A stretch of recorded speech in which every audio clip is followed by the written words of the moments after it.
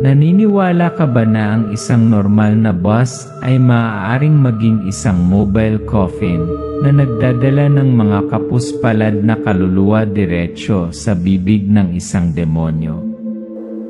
Hayaan akong magkwento sa iyo. Isang kwentong walang nangahas na ulitin sa nayon. Isang kwento tungkol sa isang babaeng konduktora. Isang babaeng may dalang puot mula pagkabata, nang masaksihan niya ang kanyang mga magulang na pinupunit ng mga uhaw sa dugo na aswang sa harap mismo ng kanyang mga mata.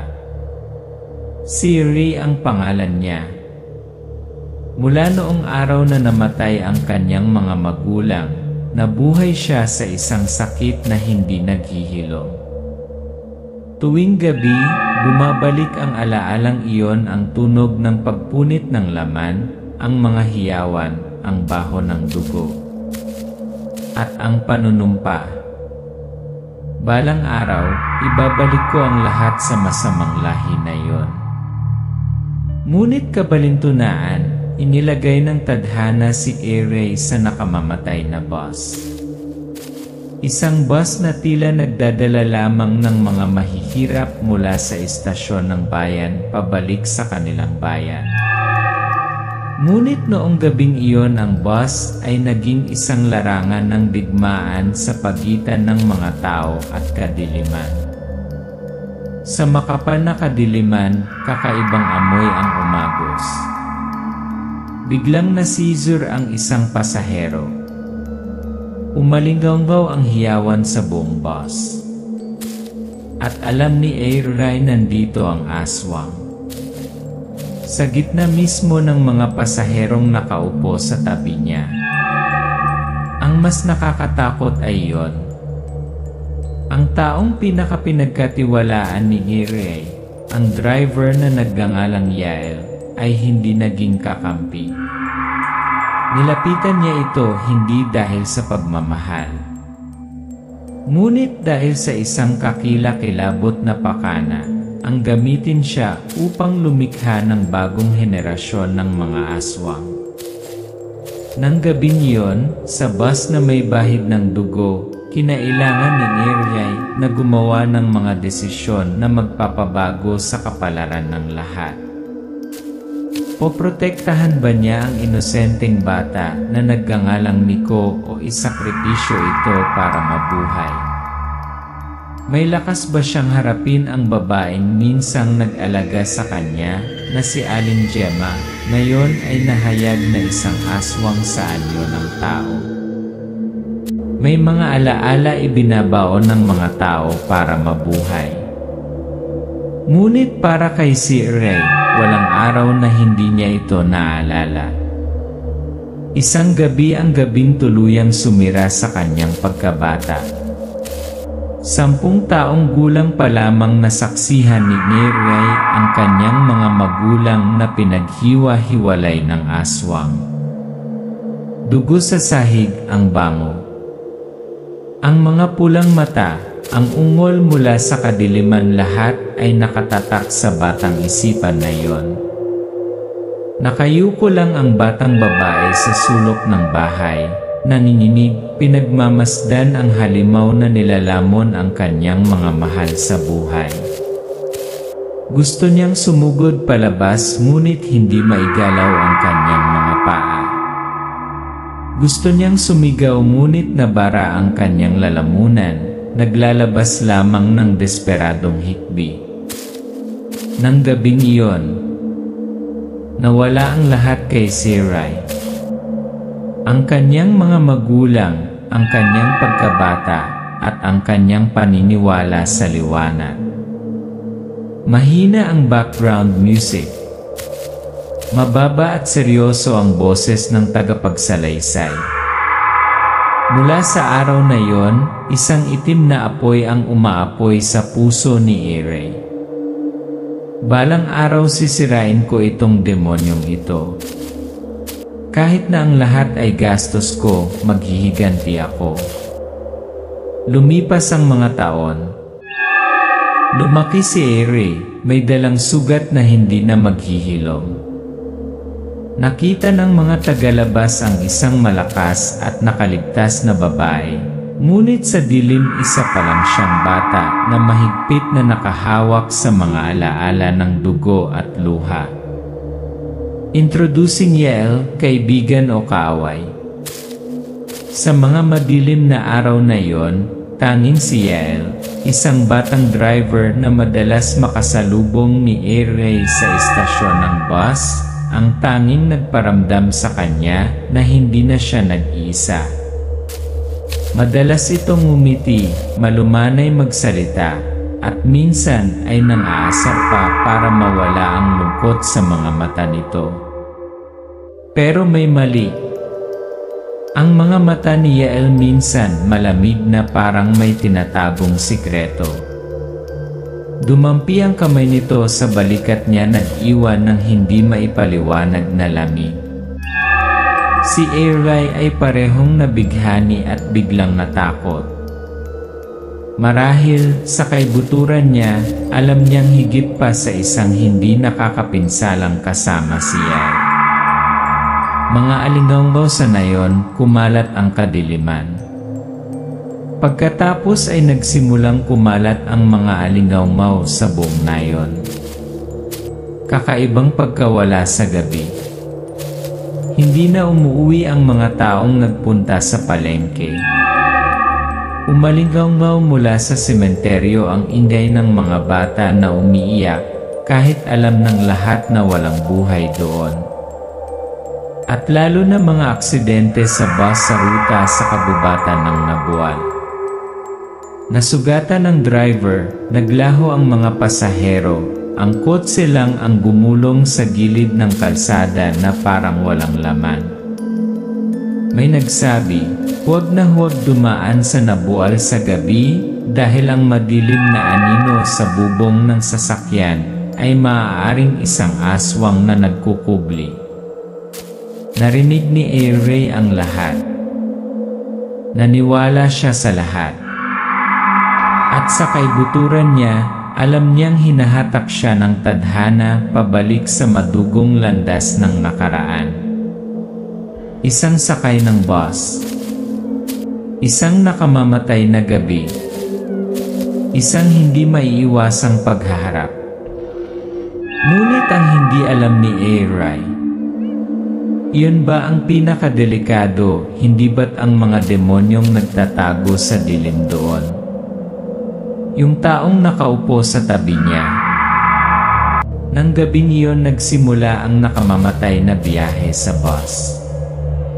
May bitbit na maliit na bag si Ere. Sumakay sa bus kasama ang kanyang tiket sa buhay para maging konduktora niya. Ang kanyang mga mata ay bahagyang nag-aalala, ngunit nakatago sa ilalim ng isang layer ng kalmado. Alam niya ang paglalakbay na ito ay hindi katulad ng iba. Sa kumukutitap na dilim ng mga ilaw sa kalye, isa-isang lumitaw ang bawat pasahero. Aling Gemma, ang babaeng kumuha kay Ere noong ulila pa siya, may hawak na basket ng prutas. Maamo ang kanyang ngiti, ngunit may kakaibang bahid ang kanyang mga mata, na parang may tinatagong malalim. Nico, isang payat na batang lalaki, naglalakbay kasama ang kanyang ina. Ang kanyang mga mata ay malinaw ngunit natatakot, mahigpit na nakakapit sa kamiseta ng kanyang ina. At ang mga matatandang driver na nakaupo sa hilera malapit sa pintuan, nagsitsismisan tungkol sa kwento ni Mang John, ang sugatang driver, na sinasabing ang aswang ang umatake sa bus. Bawat bulong ay tila nagdaragdag ng gatong sa apoy ng pagkabalisa. Ang dilim sa labas ng bintana ng gubat ng Nabual ay tila naghihintay na lamunin ang lahat. Sinimula ni Ere na mangolekta ng mga tiket, ang kanyang mga mata ay lumibot sa paligid ng karwahe. Ang lahat ay tila normal ngunit sa kanyang puso, ang kanyang intuisyon ay nagsabi sa kanya, isang tao sa karwahe na ito ay hindi tao. Pagkatapos kumalat ang kakaibang amoy. Mabaho, malabo parang amoy ng nabubulok na laman. May ilang pasahero na nagtakip ng ilong. Huminto si Eri, tumibok ang kanyang puso. Tama, ito ang amoy ng kasamaan. Biglang namatay ang mga ilaw sa karwahe. Tanging ang madilim na ilaw mula sa kalye ang na-filter. Ang tunog ng mabibigat na paghinga. Ang ingay ng mga bata na umiiyak. "Driver! Anong nangyayari?" Sigaw ng isang pasahero. Yael calmly replied, "Relax lang. Kuryente lang ito. Mamaya babalik." Pero malamig ang boses niya, walang bahid ng pagkabalisa. Isang sigaw ang pumunit sa hangin. Isang lalaki ang bumagsak, ang kanyang kamay ay nakahawak sa kanyang leeg. Tumalsik ang dugo mula sa malalim na kagat.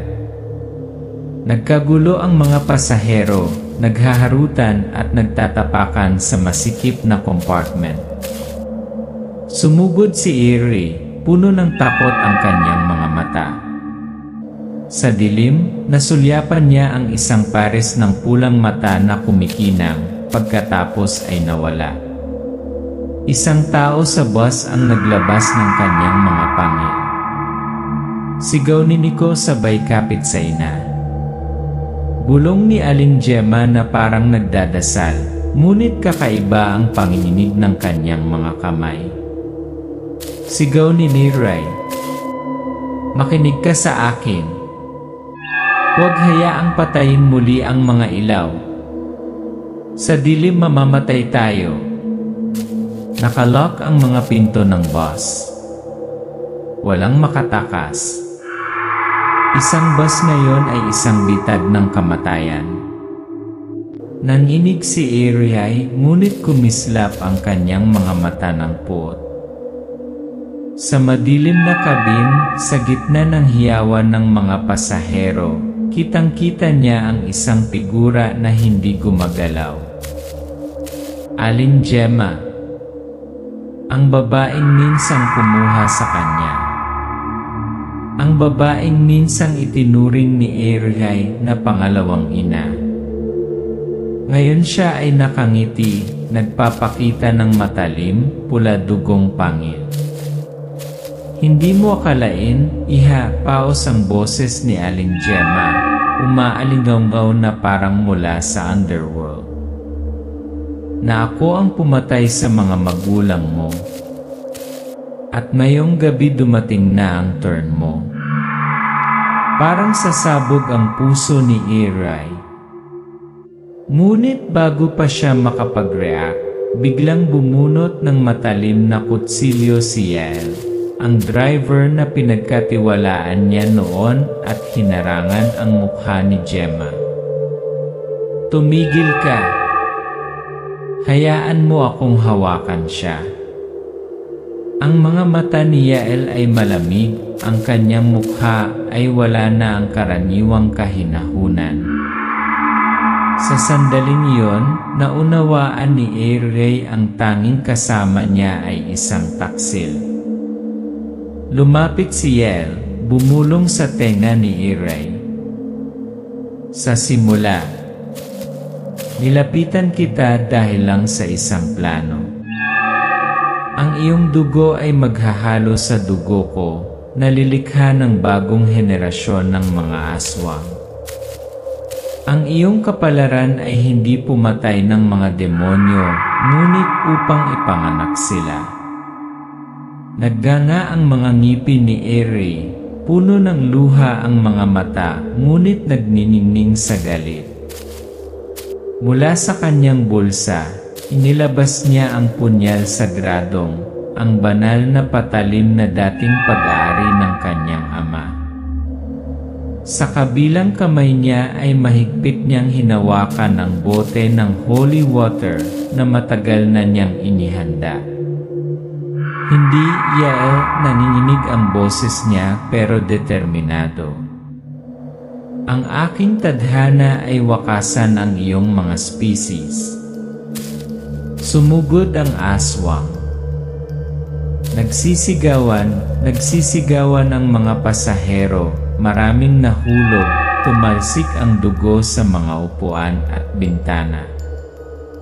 Ang mga ilaw sa sasakyan ay walang humpay na kumikislap, na nagbibigay liwanag sa mga mukha na nataranta, ang mga mapupulang mata, ang mga kamay ng demonyo na umaabot sa kabuluhan. Ibinaba ni Ray ang kanyang kutsilyo, ang bakal ay kumikislap sa dilim. Punyal-laslas, bumulwak ang itim na dugo ng aswang, umuusok habang dumampi sa banal na tubig. Ngunit napakaraming tao ang nasugatan, walang katapusang umalingaw-ngaw ang mga paghingi ng tulong. Biglang nawalan ng kontrol ang sasakyan. Si Yael, sa pagpupumiglas ay natamaan ng malakas ang manibela. Dumausdos ang sasakyan sa kalsada, diretso sa gubat ng nabuwal. Ang tunog ng paggiling ng mga gulong, ang tunog ng mga punong nabasag, pagkatapos ay bang huminto ang kotse, nakakatakot na tahimik. Binalot ng dilim ng kagubatan ng nabuwal ang lahat. Umakyat ang usok mula sa makina. Ang mga pasahero ay nagkalat, ang ilan ay nakahiga na hindi kumikibo. At mula sa loob ng ambon, umalingaw-ngaw, matinis, nakakatakot ang tawa ni Gemma. Nagsimula ang tunay na labanan. Hinawakan ni Ray ang punyal, humakbang ng mas malalim sa kabubatan. Nasa harap si Yael, minsan namumula ang mga mata, minsan nagsusumamo, parang isang taong napunit sa pagitan ng pag-ibig at dugo ng demonyo. Sa likod ay si Gemma, ang kanyang tawa ay umaalingaw-ngaw mula sa lahat ng direksyon, na para bang ang buong kagubatan ay sakop ng kadiliman. Sa kagubatan ng nabuwal, kumislap ang liwanag mula sa punyal, humarap sa masamang kadiliman. Sa isang panig ay katutubong paniniwala, ang panunumpa ng paghihiganti. Sa kabilang banda ay ang demonyong kapangyarihan ng aswang. At sa gitna ay naroon si Ray, ang ulilang batang babae, na umaako sa puot at kaligtasan ng inosente. Sa makapal na kadiliman, sumiklab ang nakamamatay na labanan. Tumayo si Ray sa harap ni Nico, nanginginig ang bata, basa ang mga mata. Sa kabilang banda, si Yael at Gemma ay parang dalawang masamang anino. Ang mga pulang mata ay tumatagos sa dilim. Ang paghaharap. Sumugod si Gemma, napunit ang kanyang mga kuko. Inihagis ni Ray ang kanyang punyal sagradong, sinalubong ng bakal ang kanyang mga kuko, lumipad ang mga kislap sa dilim. Ang bawat laslas ay sinasabayan ng nakakatakot na hiyaw, bawat patak ng itim na dugo ay bumagsak sa lupa at umuusok. Tumawa ng malakas si Gemma, naghagis ng masamang salamangka. Ang hangin ay umungol, ang lupa ay yumanig, at isang nakakatakot na liwanag ang bumalot sa kanya. Diretso ang pagbuhos ni Irshai ng holy water sa kanyang mukha, umalingaw-ngaw sa buong kabubatan ang nag-aapoy na hiyawan. Napapaso ang balat ni Gemma, baliw na tumili, saka nawala sa dilim. Inihayag ni Yael ang sarili. Sa kaguluhan, lumabas si Yael. Hindi na ang magiliw na driver, sa harap ni Ray ay nakatayo na ngayon ang isang kalahating tao, kalahating demonyong nilalang, humahaba ang mga kuko, lumalabas ang mga ugat sa buong braso niya. Ang mga mata ay parehong kumikinang na pula at nagsusumamo. Hey Roy, ayokong gawin ito. Ngunit ang dugo sa aking katawan ay hindi ako papayag na huminto. Talagang mahal kita. Huminto si Ray. Saglit, ang mga alaala ng nagmamalasakit, mainit na ngiti, malumanay na salita ni Yel. Nanginginig ang puso niya. Ngunit pagkatapos, ang imahe ng kanyang mga magulang na pinatay, ang sakit ng nakaraan, ang paghingi ng tulong mula sa mga pasahero, at ang pag-iyak ni Nico ay umalingaw sa kanyang ulo. Pagpili ng buhay at kamatayan. Sumugod si Yel. Nanginginig ang punyal sa kamay ni Neresay. Bumulong siya. Paumanhin, Yael, ngunit pinili kong mabuhay. Ang talim ng punyal ay dumiretso sa dibdib ni Yel. Bumulwak ang itim na dugo, nanlaki ang kanyang mga mata, may tunay na emosyon sa kanila, ngunit nilamon ito ng dilim. Bumagsak si Yel, sumilay ang mapait na ngiti pagkatapos ay nawala. Ang presyong babayaran. Sigaw ni Gemma mula sa malayo, ngunit humihina ang kanyang lakas. Sumugod si Ray, sinaksak si punyal sa huling pagkakataon, tinapos siya. Isang mahabang tili ang pumunit sa kabubatan sa gabi, pagkatapos ay tumigil. Natahimik ang espasyo. Ngunit ang dulong compartment ng bus ay puno pa rin ng dugo, mga katawan na nagkalat. Ilang pasahero pa lang ang naghahabol ng hininga. Ang bus ay hinila palabas ng kabubatan, bumalik sa malungkot na katahimikan. Mahigpit na hinawakan ni Nico ang kamay ni Ray, nanginginig pa rin ang mga mata sa takot, ngunit nagniningning sa pag-asa. Ang bata ay patunay na may buhay pa rin. Umupo si Giray sa driver's seat, gumulong ang bus sa madilim na kalsada. Sa labas ng glass door, tila nagbabantay pa rin ang gabi. At pagkatapos isang malabong anino ang lumitaw sa gitna ng kabubatan. Ang mga pulang mata nakatitig sa kotse, pagkatapos ay nawala. Napabuntong hininga si Gary, kinuyom ang punyal sa kamay. Alam niya hindi pa tapos ang laban na ito. Ngayong gabi, nakaligtas ako. Ngunit bukas sino ang mabubuhay para magkwento?